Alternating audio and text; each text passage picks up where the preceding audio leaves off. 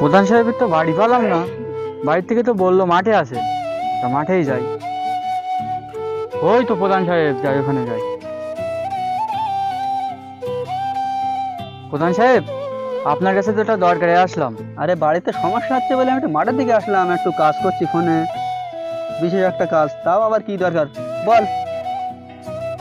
ওই লতিফির ছেলে মাসুম আমার নতুন গাছে কটা আম ধরেছিল, তা সব চুরি করে নিয়েছে।